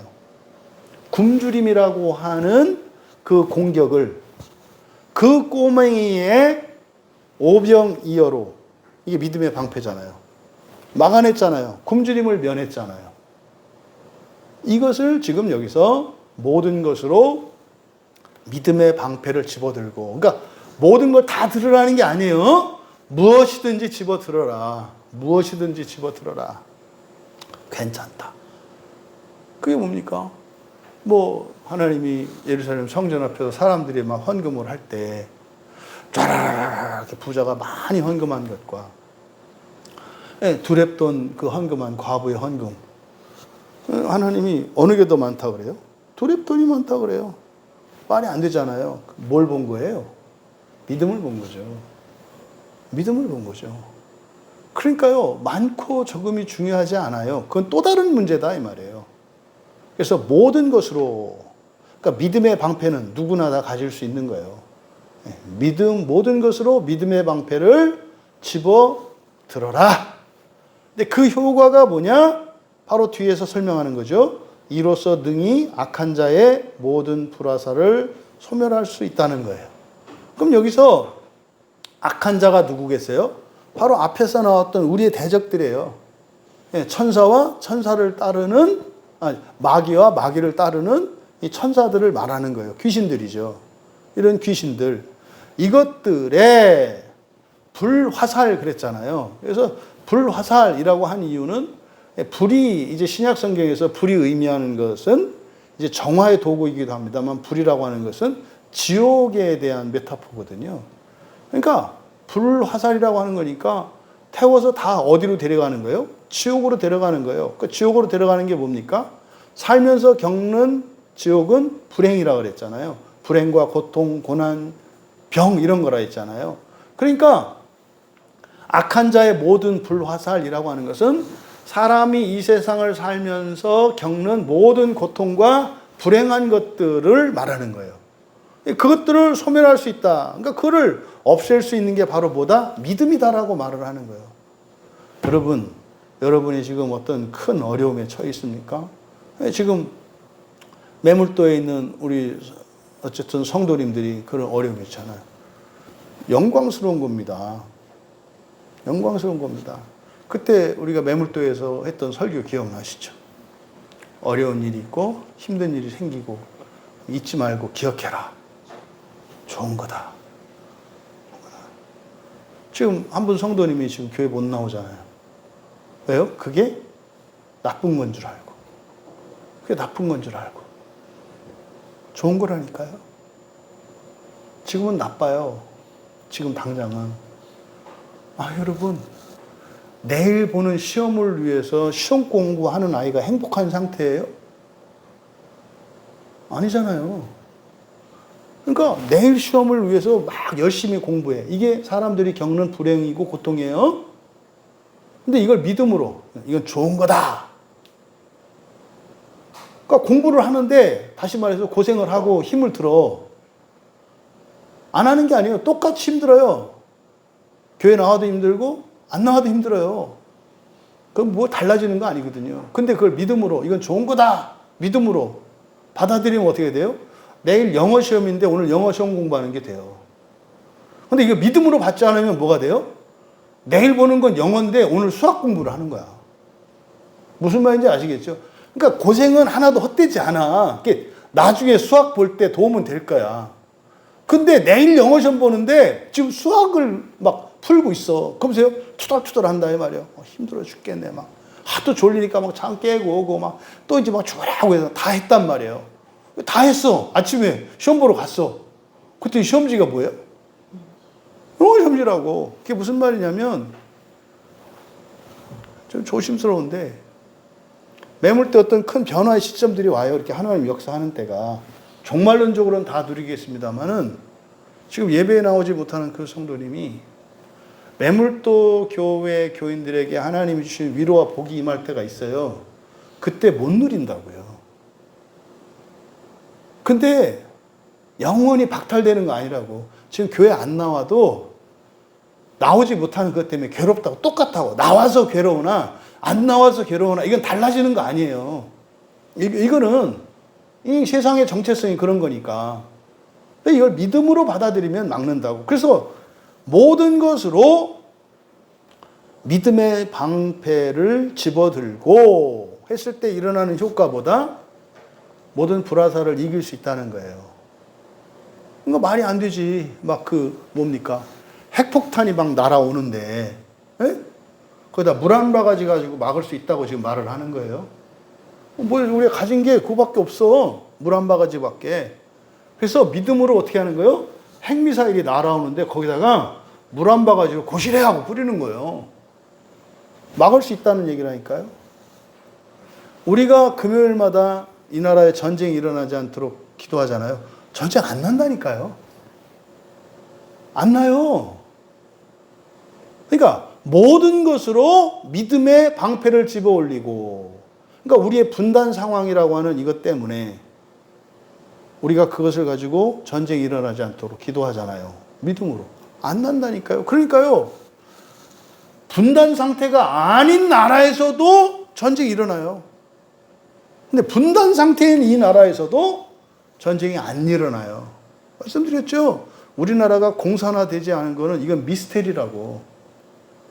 더군다나 남한이 공산화되지 않은 거는 미스테리 중에서도 미스테리예요. 원래는 이 남한이 공산주의 국가가 되고요. 북한이 원래는 자유민주주의 국가가 돼야 돼요. 선교사들도 저 북쪽으로 더 많이 갔단 말이에요. 미스테리라니까요. 뭐 그래요? 모든 것으로 믿음의 방패를 삼았기 때문에 여기는 한반도에서 남쪽과 북쪽으로 나뉘었을 때 반드시 공산화되어야 하는 이 남쪽이 공산화되지 않고 우리가 신앙생활을 편히 할 수 있게 된 거예요. 그게 뭐예요? 믿음의 방패. 그 믿음의 방패가 뭐였습니까? 교회였고요. 그냥 우리말 성경이었고요. 그걸 믿음의 방패 삼았기 때문에 그렇다 이 말이에요. 동일한 일이 여러분 인생에 일어나요. 그래서 베드로 사도도 베드로전서 5장 9절에서 너희는 믿음을 굳건하게 하여 그를 대적하라 그래요. 그러면서 이 세상에 있는 너희 형제들도 동일한 고난을 당하는 줄 알기 때문이다. 다 겪는다고요. 이 교회 다니면은 고난이 없고 저 교회 다니면 고난이 없고 부자가 되면 고난이 없고 가난은 그런 거 아니라니까요. 여러분이 신분이 바뀌고 재산이 바뀌고 여러분 환경과 지금 여러분 가족에 있는 뭐가 다 바뀌어 하나도 안 달라져요. 영적으로는. 우리들의 싸움은 그 싸움이 아니라 영적인 싸움이라니까요. 그러니까 현실의 문제를 가지고 전부 우리가 그걸 뭘로 삼을 수 있는 거예요? 믿음의 방패를 삼을 수가 있는 거예요. 현실의 문제를 가지고. 그리고 다섯 번째로 구원의 투구 그랬어요. 구원의 투구. 투구는 머리에 쓰는 거잖아요. 그러니까 구원이라고 하는 것이 투구의 역할을 한다는 거예요. 그럼 여러분 머리는 뭘 의미합니까? 이 가슴 흉배는 우리의 육체의 생명을 유지하기 위한 장기들이 있는 곳이잖아요. 이 머리는요, 우리의 인격이 있는 곳이에요. 지성과 정서와 의지라고 하는 인격이 있는 곳이라고요. 그리고 여기 뭐가 있어요? 마음이 있어요. 마음은 요 안에 있어요. 우리 말은 이렇게 합니다. 옛날에는 마음이 가슴에 있다고 했었다고, 심장에. 그건 아주 고대 얘기고, 지금 우리는 알죠. 이 마음은 여기 머리에 있다고요, 머리. 그래서 머리가, 마음이 잘못되면 어떻게 되는 거예요? 머리가 헷가닥 하는 거예요. 그래서 머리가 헷가닥한 거는 어디에서 오는 거예요? 마음의 문제예요. 마음의 문제. 그러니까 우리가 마음 기행하니까 헷가닥 하지 않을 수 있겠어요, 없겠어요? 헷가닥 하지 않을 수 있는 거예요. 그러니까 헷가닥 한 사람도 고칠 수 있는 거라니까. 그러니까 이 머리가 우리의 인격과 마음의 장소고 우리의 영혼의 처소예요. 우리의 영혼의 처소. 그리고 성령이 거하시는 곳이죠. 근데 여기를 보호하는 게 뭐래요? 구원이래요. 구원. 그럼 구원의 투구 그랬으니까 사실은 구원이 무엇인지를 아는 거예요. 처음 설교 시작 전에 구원의 세 시대에 대해서 얘기를 했고, 또 이 구원의 수준이 물질적이고 영적이고 정신적이고 또 개인적이고 공동체적이고 뭐 사실은 굉장히 많은 내용들이 있잖아요. 그게 여기서 말하는 구원입니다. 근데 결국 한마디로 마지막 종말론적으로 구원하면 뭡니까? 온 인류가 다 함께 새하늘과 새 땅에 쫙 들어가는 게 구원이에요. 최종적으로는. 그 전에는 먼저 부활에 참여한 사람들이 하늘에 떠 있는 모든 우주의 별들을 완전한 창조 세계로 하나님이 완전한 분이심을 입증하기 위해서 하늘에 떠 있는 모든 별들을 정말 푸른 초록별이 유일하다는데 지구를 능가하는 노아의 대홍수 이전에 생태계가 파괴되기 이전에 하나님이 보시기에 좋았다고 하셨던 그런 완전한 자연 상태를 하늘에 있는 모든 별들에 만드는, 이게 첫째 부활할 사람들이 하는 일이거든요. 그러니까 새하늘과 새 땅에 모두 함께 들어가기 이전에 그 영광이 있어요. 이게 이제 구원의 지식이잖아요. 근데 그 밑에는 지옥도 있잖아요. 근데 죽음 이전에는 우리들의 삶이 있잖아요. 구원을 위해서 살아가는 삶이 있고 그렇지 않은 삶이 있잖아요. 이게 지금 구원이라는 말 안에 다 포함되어 있는 거예요. 그래서 우리의 전인격은 무엇에 의해서 보호된다? 구원에 의해서. 그래서 구원을 늘 기억하셔야 된다고. 어떻게 해서 구원이 이루어졌으며, 구원의 은혜, 구원받은 자의 삶이 무엇이며, 구원받은 자들의 더 큰 영광이 무엇이며, 구원에 이르는 과정이 하나님의 축복과 영광의 길을 따라가는 게 있고 수치와 멸시와 고통을 따라서 가는 길이 있다는 거 아는 거, 이게 우리의 인격을 지키는 거라고요. 이게 구원의 투구. 그리고 성령의 검입니다. 성령의 검, 곧 하나님의 말씀을 가지라. 그래서 성령의 검, 이게 하나님의 말씀 그랬잖아요. 그러니까 말씀은 곧 뭐라 그랬어요? 성령이라고 그랬잖아요. 성령, 여기서도 그거 나오잖아요. 하나님의 말씀이 바로 성령이다. 성령이 하시는 일은 뭐다? 공경무기라는 거예요. 왜요? 능력으로 역사하시거든요, 성령께서. 그러니까 성령이 싸우시는 자리가 어디예요? 우리의 마음속이에요. 우리의 본성을 바꾸신다고. 그러니까 이 성령의 검은 마치 무엇과 같아요? 외과 의사 선생님의 메스와 같은 거예요. 수술용 칼.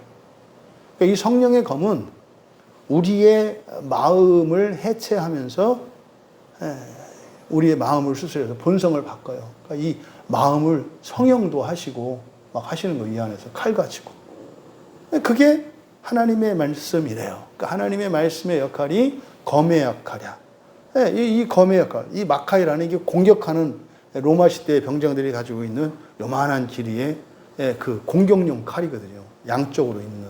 그러니까 이게 이제 수술하는 공격, 그런 무게예요. 근데 지금 보면은 나머지는 다 버티고 방어하는 것들인데 유일한 공격 무기잖아요. 근데 이거는 사실은 이 공격은 마귀를 죽이고 그러는 게 아니에요.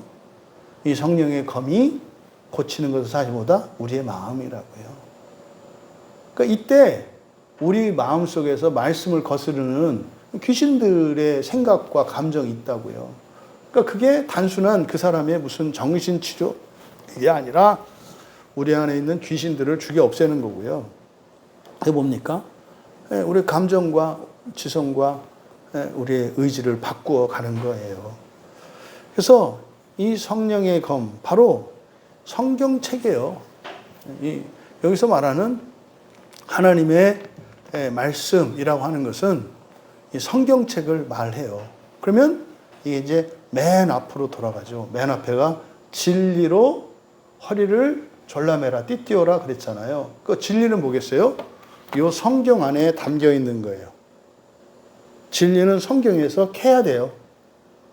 그 캐려면 어떻게 해야 돼요? 생각해야 돼요. 시간 들이셔야 돼요. 힘 쓰셔야 돼요. 느끼셔야 돼요. 뜻을 떼우고 검증하셔야 돼요. 그래서 지금 여기에 제시되어진 전신갑주 전체가 하나로 이렇게 연결되어집니다. 핵심이 성경이에요. 그렇게 해서 계시록 1장 16절에 보면 예수님의 입술에서, 그 입에서 좌우에 날선검이 나온다 그래요. 요거거든요. 그때 좌우에 날선검 나오는 거 이제 종말의 계시에서 나오는 거니까 말씀으로 창조하셨던 그 얘기거든요. 그러니까요, 악한 영들을 다 없애시고 그때 온 세상을 완전히 하실 것을 말하는 거죠.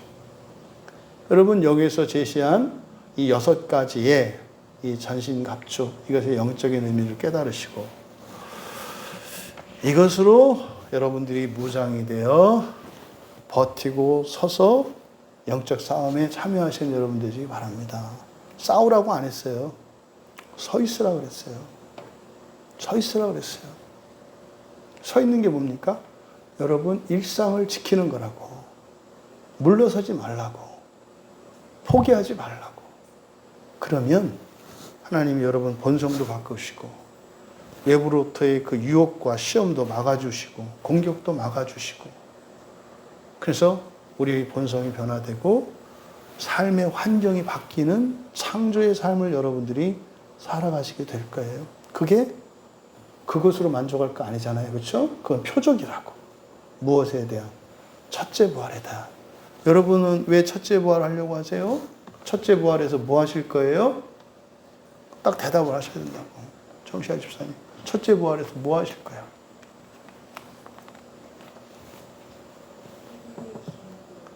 예. 그 하나님의 기업이 뭔데요? 하나님의 기업이 뭐냐고요? 예, 하늘에 있는 별 중에 하나예요. 오늘 집에 가시면서 어느 기업을 차지하실 수 찜하시라고 이렇게. 그때 가급적 보이는 별 찜하지 마시고 더 큰 별은 안 보인대요. 그 하나님의 기업을 막연하게 추상적으로 생각하지 마셔라. 여러분들이 자꾸 들으셔야 돼요. 자꾸 들으셔야 돼요. 진짜로 여러분들이 하늘의 별을 만드실 거라고. 지금 과학자들이 인공위성을 보내서 뭐 달에다가 뭐 기지를 세우고 뭐 와서, 그러니까 왜 그러고 하냐고. 그 시간에 설교 한 편 더 들으라고. 어차피 할 거니까. 어차피 할 거니까. 그래서 실제적인 신앙관을 가지고 또 그렇게 여러분이 살아갈 때 그게 우리만 위한 거 아니잖아요. 그죠? 여러분, 부모, 형제, 자녀들을 위한 것이요. 가문을 위한 것이요. 나라와 민족을 위한 것이요. 온 세계를 위한 것임을 여러분들이 깨달으시고, 성경을 펴는 일 자체가 얼마나 영광스러워요. 되게 멋있는 거예요. 엄청난 가치가 있는 일이고. 여기에 뭐가 있다? 방해가 있어요. 설교 듣고 예배 드리고. 그래서요, 전신갑주가 갖춰지지 않으면 성경 보기 싫어지고 설교 듣기 싫어지고 성경에서 진리를 캐내려고 하는 일을 포기하려고 하고, 또 자꾸 인생의 환난에 대한 두려움, 근심, 걱정 때문에 오히려 스스로 그 화를 자초하고 이런 시행착오를 거친단 말이에요. 그래서 바울 사도께서 가르쳐 주신 이 전신갑주의 영적인 의미를 깨달으시고 정말 벌써부터 창조의 인생을 살아가시는 우리 모두가 되시기를, 그래서 한국교회 전체가 그렇게 되기를 주님의 이름으로 축원합니다. 말씀을 생각하며 함께 기도할 때 먼저 정말 주님, 이 전신갑주를 온전히 갖추기를 원합니다. 또 그것을 갖추는 목적이 뭡니까? 서 있기 위함이에요. 서 있기 위함이에요. 어디에? 지금 나의 삶의 그 자리에. 그 자리에 서 있으면 돼요. 걸어가라고도 안 했어요. 서 있기만 하면 된다고. 근데 준비가 되어 있지 않으면 서 있을 수 없고, 준비가 되지 않은 채 서 있는들 아무 의미가 없다 이 말이죠. 하나님, 전신갑주를 갖추게 하옵소서. 그리고 서 있을 때 참으로 내 안에서 일어나는 본성의 변화와 나를 위로 옮기시고 나를 새로운 곳으로 인도하시는 하나님의 창조를 경험하게 하셔서 첫째 부활을 향하여 나아가는 보람된 인생인 것을 확신할 수 있도록 경험하며 살게 하옵소서. 그래서 내 주변에 있는 이들에게 정말 이 복되고 거룩한 길로 살아갈 수 있도록 권할 수 있는 우리가 되게 하옵소서. 함께 기도해 주시고, 특별히 지금 매물도에서 애쓰고 수고하는 그 매물도 교인들이 있어요. 하나님, 지금이 가장 인생이 어쩌면 영광스러운 때인 것을 알게 하옵소서. 가장 영광스러운 때인 줄 알게 하옵소서. 그런 최전방에서는 그런 순교적인 자리에 서는 거 아무에게나 기회가 주어지지 않습니다. 매물도 교회에 속한 우리 최성욱 목사님과 모든 교인들이 영적인 유익을 얻게 하시고 거기서 전리품을 챙길 수 있도록 도와주시옵소서. 그리고 교인들에게 담대함을 주시고 전신갑주로 무장하여 그 자리를 지킬 수 있도록 은혜를 구하시고, 또 우리 광야교회에 속한 우리 모든 지체들 한 사람도 빠짐없이 이 전신갑주를 갖추기를 소원하게 하시고, 또 그 일을 위하여 기뻐하며 실천하게 하셔서 참으로 그것을 갖추어 주시는 성령의 은혜를 모두 경험하게 하시고, 우리들의 간절한 소원, 우리들의 부모, 형제, 자매, 일가 친지와 내 주변에 있는 모든 이들, 이 동일한 하나님 나라의 첫째 부활의 복음을 믿고 그렇게 기쁘고 영광스러운 인생을 살아가게 하옵소서. 우리 같이 기도합니다. 전능하신 하나님, 참으로 우리 광야교회에 속한 모든 지체들이 전신갑주로 완전 무장하여 우리의 삶을 인내하며 살아갈 때에 참으로 날마다 우리들 한 사람 한 사람을 거룩하게 하시고 높여주실 뿐만 아니라 저희들을 통하여 많은 이들이 살아나는 일들을 목격하게 하시고 하나님의 구원의 증인의 삶을 살게 하여 주시옵소서. 감사하며 예수님의 이름으로 기도하옵나이다.